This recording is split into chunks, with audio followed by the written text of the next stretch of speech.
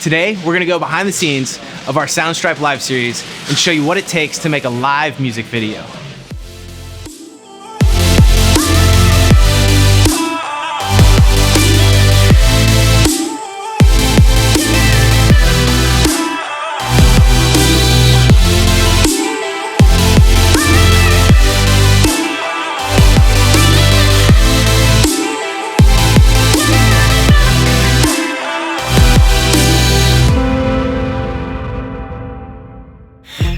Lots of head nods from Wes. That's great.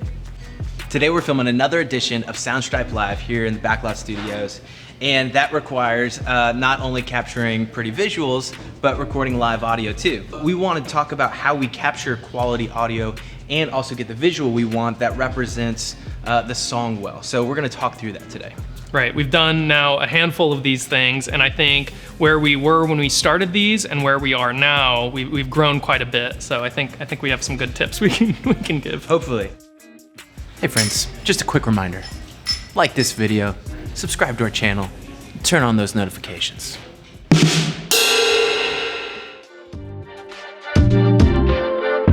The first thing that I think about when I'm given a song to work with, whether it's for a traditional music video or a live music video like we're creating today, is how do I want that song to be represented visually?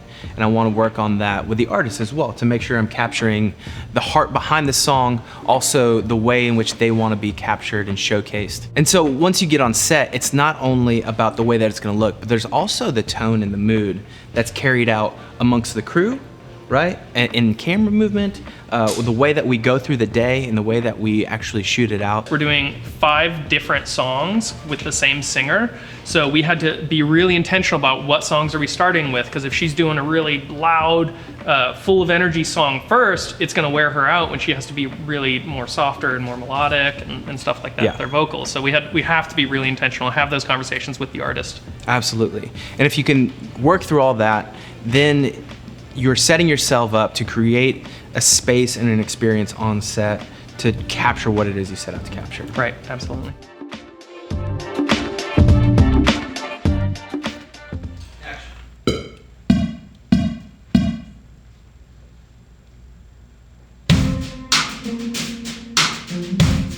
Again, it's not a traditional music video where we're just blasting the pre-recorded song in. You then need to think about the performance aspect, because these are real musicians and artists actually singing and playing the music that you hear. It's not just like playback, like in a music video type setting. Yeah, this is the moment. We want to make sure we actually have coverage of the moment that comes across on camera. If you're shooting with a single camera, you're gonna have to do take after take after take. You're gonna have to make sure that every song is on tempo with one another so that it all lines up and matches when you cut from take to take. We've decided to do the 3-camera setup, which works really well because you can keep things moving. You can do something like, we typically do a song about 3 or 4 times. So one of the things we learned was getting headphones for the camera operator so that we can actually hear, we can get a signal from our engineers sent to us so we can actually hear what's going on, so that when you get something like a guitar solo or piano solo or something like that, you're actually matching the energy of that. Because the worst thing that you could do is have a guitar solo and you've got a shot of a piano playing, or the drums. Yeah, right, exactly, right.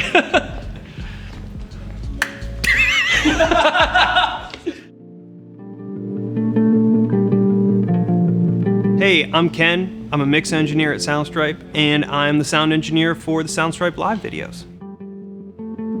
Before I even walk into the room or get on set, the one thing that I'm thinking about is the setup. I'm going to be making something called an input list. You can kind of set yourself on autopilot if everything is well labeled and you know where everything's going to get plugged into. Actually, right now, I've got 2 guys working on setting everything up while I'm filming this, because everything is well labeled and is laid out, and they know exactly where everything needs to go. Can pretty much do it without any direction. Like we're here for it. It's not Julie live. The next thing, when I walk into the room, I'm gonna take note of how it sounds. Today we're in a great space. There's some treatment up on the walls. Nothing is too reverberant. I think the space is actually going to impact the sound in a positive way today. So that's going to inform what kind of mics I choose, how we place the musicians, and how we place the microphones on those musicians. We like to use a lot of dynamic microphones since they're not as sensitive as condensers. So that's going to minimize a lot of the bleed from source to source. SM7B, small footprint, kind of stays out of the way of the camera. It's a dynamic microphone, so we can get it real close up on the source, minimize the bleed behind us. Once we get everything set up, we'll do a sound test. We'll make sure that the musicians are comfortable with what they're hearing in their ears. And if everything's sounding good, the musicians are feeling good, then we'll go ahead and we'll start the day.